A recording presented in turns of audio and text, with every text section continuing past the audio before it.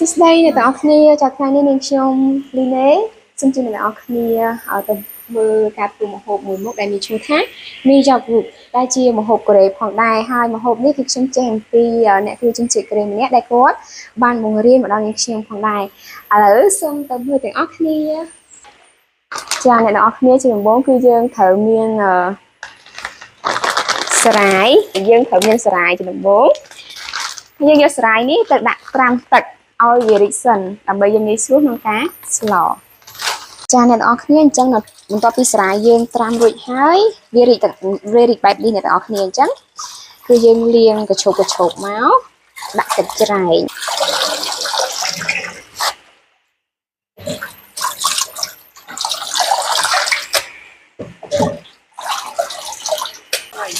ចាអ្នកនរគ្នាហើយការលាងនេះគឺយើងត្រូវលាងឲ្យទឹកថ្លាស្អាតហើយយើងលាង4-5ទឹកអីក៏បានដែរអ្នកនរគ្នាចាបន្ទាប់មកគឺយើងលាងហើយយើងយកសារាយមកហាន់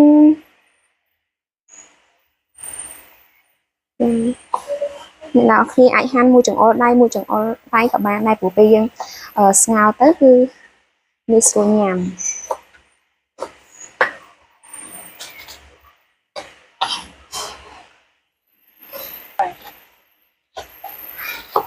សម្លនេះផងដែរគឺជំនួយខ្លាំងអ្នកនរគ្នាហើយគ្រូប្រមុនដែលខ្ញុំចេះនេះគឺចេះអំពីអ្នកគ្រូជនជាតិកូរ៉េម្នាក់ដែលគាត់តែងតែធ្វើឲ្យពួកខ្ញុំញ៉ាំជាញឹកញាប់ដែរចាអ្នកនរគ្នាអញ្ចឹងយើងរួចរាល់អស់ហើយគ្រឿងផ្សំរបស់យើងគឺមានសារាយឬក៏មីយ៉កប៊ីចេច្រឡំប៊ីចេស្ករអំបិលសាច់គោរ៉ូឌីម្សៅស៊ុបខ្ទឹមប្រេងល្ងចាអញ្ចឹងរួចរាល់ហើយយើងទៅធ្វើទាំងអស់គ្នាចាឥឡូវគឺយើងត្រូវដាក់ខ្ទះឲ្យក្តៅហើយយើងនឹងប្រើជាមួយនឹងប្រេងល្ងចាអញ្ចឹងខ្ទះក្តៅហើយគឺយើងដាក់ប្រេងល្ងចូលមានខ្ទឹម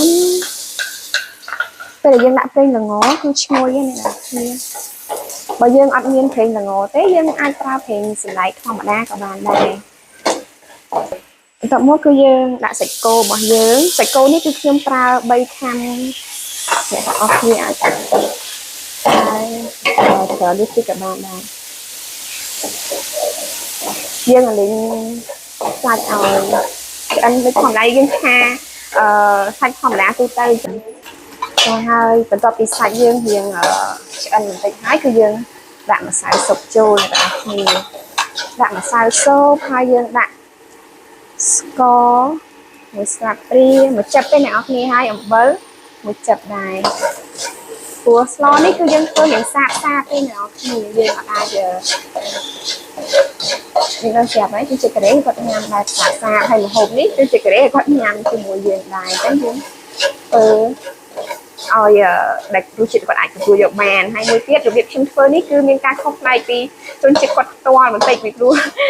យើងមានកន្លែងខ្លះយើងខ្វះខាតកន្លែងខ្លះយើងអាចធ្វើដូចគាត់បានទេចាអ្នកនរគ្នាអញ្ចឹងបន្ទាប់ពីសាច់រៀងក្រហមហើយយើងដាក់គ្រឿងឯកអស់ហើយគឺយើងដាក់សារាយចូលយើងអាលីង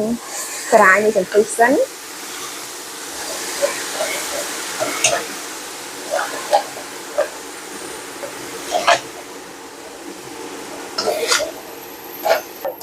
ចាអ្នកនរគ្នាគឺយើងកូរវាឲ្យសព្វជាមួយសាច់និងគ្រឿងចូលគ្នាសិនមកហើយបានយើងដាក់ទឹកចាអ្នកនរគ្នាឥឡូវគឺយើងធ្វើការដាក់ទឹកចូលពេលយើងដាក់ទឹកចូលហើយជាការស្រេចយើងធ្ងាស់វាទុកចោលរហូតដល់សាច់ចារងាស់ចោលរហូតដល់សាច់អីក៏ឆ្អិនហើយឆ្អិនជាការសាច់ហើយអ្នកនរគ្នាយើងរងចាំតែភ្លក់ដល់បន្តិចទៀតទេចាហើយស្លនេះផងដែរគឺមានអត្ថប្រយោជន៍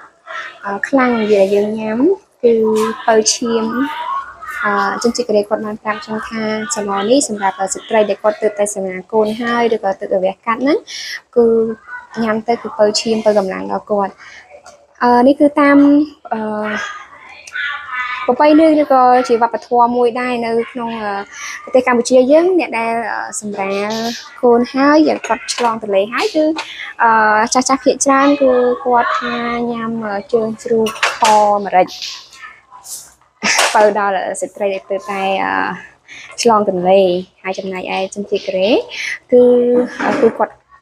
ធ្វើមុខម្ហូបមួយនេះអ្នកទាំងអស់គ្នាដែលមានឈ្មោះថាមីយ៉ងរុកដែលយើងហៅថាសម្លសារាយចាឥឡូវនេះគឺយើងរងាស់រួចហើយក៏បានល្មមដែររសជាតិអញ្ចឹងគឺចាអ្នកនរគ្នាឥឡូវយើងធ្វើរួចហើយយើងមកមើលអ្នកភ្លក់តែម្ដងថាគាត់យ៉ាងម៉េចដែរចំណងឆ្ងាញ់មែនតើសំដាប់មួយម៉ាត់ហើយ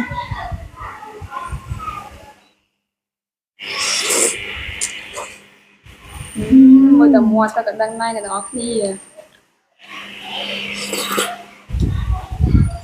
រសជាតិអាចទៅជួយយកបាន